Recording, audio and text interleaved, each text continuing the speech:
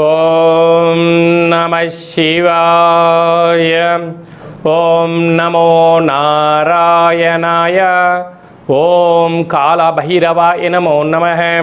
ఓం దిగంబరాయ విద్మహే గజవాహనాయ ధీమహి తన్నో కాళభైరవ ప్రచోదయాత్. హరి ఓం.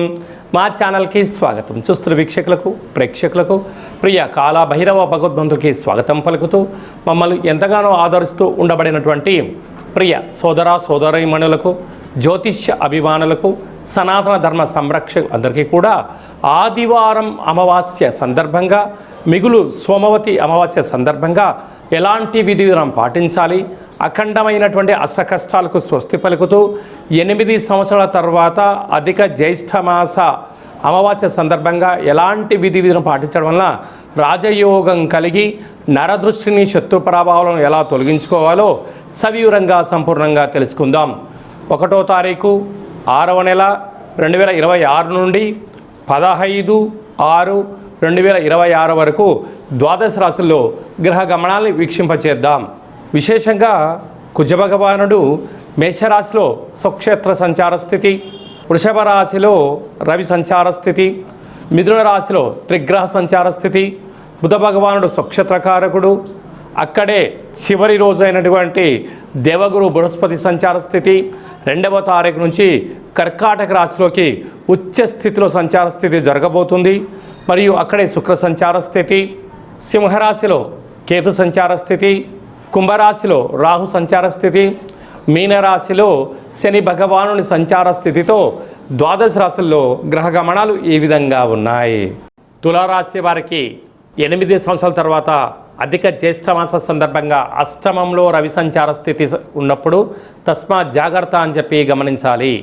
తులారాశిలో ఏ నక్షత్రాలు వస్తాయనగా చిత్తా నక్షత్రంలోని 3వ పాదం, 4వ పాదం, స్వాతి నక్షత్రంలోని 4 పాదాలు, విశాఖ నక్షత్రంలోని 1, 2, 3 పాదాలు కలిపితే తులారాశి. రాశాధిపతి శుక్ర భగవానుడు. వీరికి పంచమ స్థానంలో రాహు సంచార స్థితి, రుణరోగ శత్రుస్థానంలో శని భగవాను సంచార స్థితి ఉన్నప్పుడు దయచేసి మానసికమైన వేదన, ఆందోళన, నిత్యము ఏదో అగ్నిభయం, చోరభయం, మృత్యుభయం, అపమృత్యుతో మీరు విలవిలలాడుతూ ఉంటారు, అభద్రతాభావంతో ఉంటారు. కనుక వీలైనంత వరకు మౌనము, ధ్యానము, ఏకాగ్రత, మెడిటేషన్ అవసరమని చెప్పి కూడా గుర్తుపెట్టుకోగలగాలి. అలా విశేషంగా భాగ్యస్థానంలో సప్తమ స్థానంలో కుజుడు సంచారం చేస్తూ ఉండగా భాగ్యంలో బుధ శుక్ర సంచార స్థితి ఉన్నాయి. అంటే ఒకవైపు కుజుదోషం ఉండినను కుజుడు స్వక్షేత్రకారకుడు అవ్వడం వలన అక్కడ భాగ్యస్థానంలో బుధ శుక్రుడు ఉచ్చ సంచార స్థితిలో ఉండడం వలన భూములు, క్రయ విక్రయాలు, అదృష్టం, ఆనందం, బంగారు ఆభరణాలు, షేర్లు, అనంతమైన సంపదను కలిగిస్తూ ఉంటాయి. అలాగనే అష్టమంలో రవి సంచార స్థితి ఉంది. శత్రువులు పొంచి ఉన్నారు, ప్రయాణాల్లో ఇబ్బందులు ఉన్నాయి, ఆవేశం తగదు, అనర్థమైనటువంటి మాటలు మాట్లాడారా, పోలీస్ స్టేషన్లు, కోర్టు సమస్యలు, అనారోగ్యము, దీర్ఘకాలికమైన వ్యాధులు వచ్చే అవకాశాలు ఉన్నాయి. తస్మాత్ జాగ్రత్త. అలాగా రాజ్యస్థానంలో విశేషంగా దేవగురు బృహస్పతి ఉచ్చస్థితిలో సంచారం చేస్తున్నప్పుడు గట్టిగా ప్రయత్నం చేస్తే ఉద్యోగము, ప్రమోషను, అదృష్టము మీ సొంతమవుతుంది. ఈ ఆదివారం అమావాస్య సందర్భంగా సోమవారం అమావాస్య సందర్భంగా కూష్మాండ దీపాన్ని వెలిగించి అందులో నవధాన్యములను వేసి అందులో బొబ్బలను నైవేద్యంగా పెట్టి ఎవరికైనా మీరు దానం చేయగలిగినట్లయితే సకల దోషం తొలగుతుందని చెప్పి గమనించాలి. జూన్ నెలలో ప్రథమార్థంలో ముఖ్యమైన పండుగల గురించి క్లుప్తంగా, సవివరంగా, సంపూర్ణంగా తెలుసుకుందాం. 2వ తారీఖున దేవగురు బృహస్పతి కర్కాటక రాశిలోకి ఉచ్చ స్థితిలో సంచార స్థితి జరగబోతుంది. ఈ విధంగా మనకు యమునా నది పుష్కర స్నానము చేయడము ఆవశ్యకత. గతించిన తాత ముత్తాతలకు, గతించిన వారందరికీ కూడా అక్కడ పిండ ప్రధాన కార్యక్రమాలు చేయడం వలన మన వంశము ఆచంద్రార్కం వరకు అభివృద్ధి చెందుతుంది. ఈ పుష్కర స్నానము చేయడము, పెద్దవారి యొక్క ఆశీస్సులు మనకు శ్రీరామ రక్ష అని చెప్పి గమనించాలి. మనము యమునా నది తీరంలో ద్వారకా క్షేత్రంలో ఈ యొక్క పుష్కర మహోత్సవ సందర్భంగా మనం ఈ కార్యక్రమాలు ఏర్పాటు చేస్తున్నాం. వెళ్ళలేనటువంటి వారు ఈ కింద నెంబర్ సంప్రదించి ఎవరి గోత్రనామంలో అయితే అక్కడ కార్యక్రమాలు చేయించాలో వాట్సాప్లో పంపించగలిగినట్లయితే అక్కడి నుంచి మీకు వీడియో కాల్ ద్వారా ప్రత్యక్ష పూజా కార్యక్రమం చేయించి మీకు ఆ యమునా నది పుష్కర జలాన్ని అందజేయడం జరుగుతుందని చెప్పి గమనించాలి.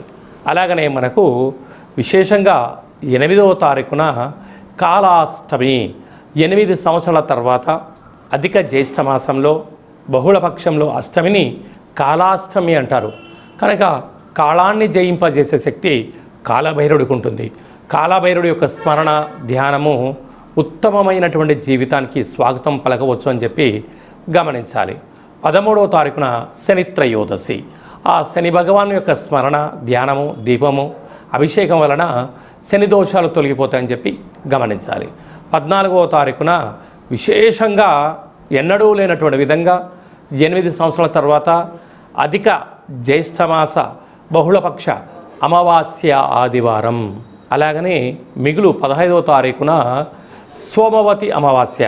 అమావాస్య అనగానే మనకు ఇంటి ముందర గుమ్మడికాయని తీసి పగలగొట్టుకోవడం, కులిపోయిన గుమ్మడికాయని తీసి బయట వేసేసుకోవడం, గుమ్మడికాయ కట్టుకోవడము, సకలమైన నరదృష్టి వాస్తు దృష్టి దోషాలు తొలగించుకొని యంత్ర మంత్ర తంత్ర సాధన చేయడం వలన అఖండ అష్టైశ్వర్యాలు కలుగుతాయి. ఇది అధిక జ్యేష్ఠ మాసం విశేషంగా ఆదివారం అమావాస్య సందర్భంగా మనము ఏ చిన్న ఆవగింజంత పూజా కార్యక్రమాలు చేసినా గుమ్మడికాయంత ఫలితం కలుగుతుందని చెప్పి గమనించాలి. కనుక ఈ కింది నెంబర్ని సంప్రదించినట్లయితే ఎవరెవరు ఎలాంటి పూజా కార్యక్రమాలు చేసుకోవాలి, గ్రహదోషాన్ని నరదృష్టిని భూత ప్రేత పిచాచ బ్రహ్మణ యక్షర యమదూత సకల గ్రహదోషాన్ని తొలగించుకోవాలి, తంత్ర ప్రయోగాల నుంచి తాంత్రిక ప్రయోగాల నుంచి ఎలా బయటపడాలో ఆధ్యాత్మిక సలహాలు సూచనలు ఇవ్వడం జరుగుతుందని చెప్పి గమనించాలి. అలాగే మీ వ్యక్తిగత జాతకం తెలుసుకోవాలనుకుంటున్నారా?